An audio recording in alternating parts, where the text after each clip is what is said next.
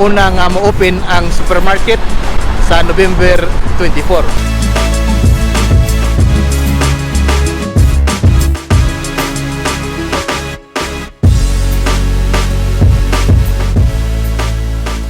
Big thanks to Mr. J. Caballero and also to Mr. Gerard Juntilla. Salamat kaninyo, sir, sa inyong suporta sa Cebuano 123. Mangutana ta diri sa guard on duty. Boss, mayong udto. Ano sa kani mo open, boss? Sa imong tanaw. Hindi ko sure sa'yo. Di ka sure apan sa imong tanaw lang, bana-bana. Dito sila mga coming 24 na. Ang supermarket. Ang supermarket 24 sa November. So ingon ni guard ang una nga mo open ang supermarket sa November 24. So there's a reason to be excited, mga Sugbuanon. So another big mall, mga igsoon, sa usa ka huge metropolis sama sa Metro Cebu.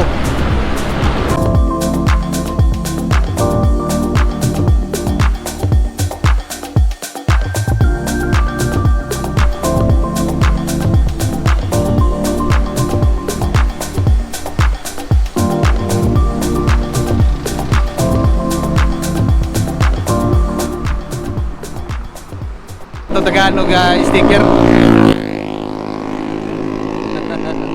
Boss.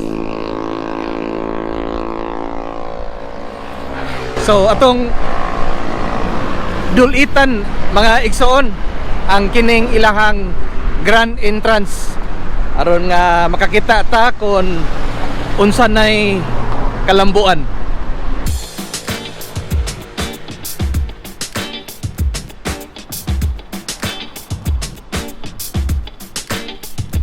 Na ako karon nagbarog aning atubangan gyud aning gibuhat nga Gaisano Mall. Unya from here, mga igsoon, makita nato nga halos human na gyud sa sud.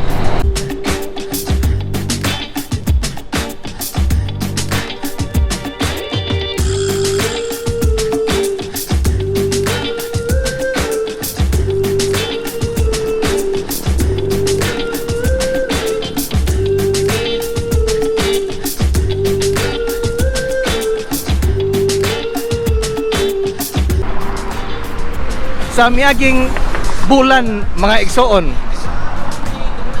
miadto ko sa Davao. Unya akong gibisita ang G-Mall of Davao. So dunay daghang similarity. And by the way, mga igsoon, maskin tuod og karaan na ang G-Mall of Davao, daghan paghihapong tenants and then nindot paghihapon ang mga shops. Buot pasabot, maayo pagka dumala ang maong establishment. Atong lilion ang ilahang grand entrance. And then makita po nato nga dunay agianan padong sa ilawom. Basin og mauna kini ang ilahang daan padong sa main parking space sa basement.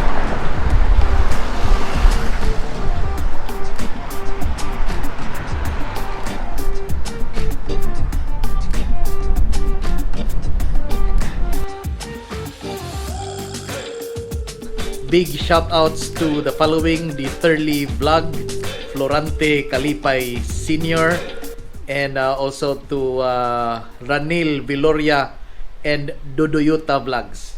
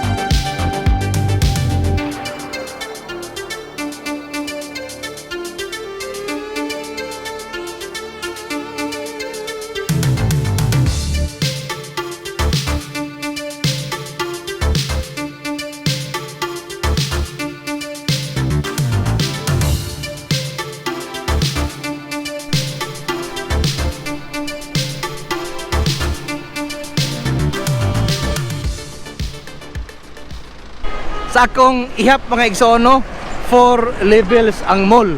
Way labot sa ilahang basement o sa ilahang rooftop.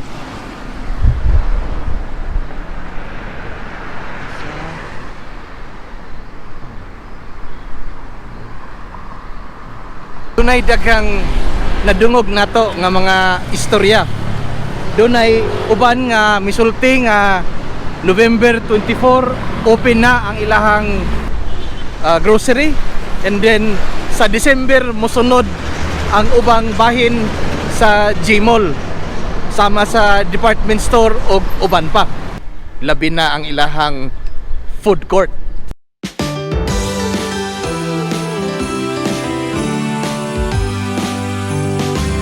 Oh, how I wish for the Christmases of old, where the snow would fall and the air was crisp and cold,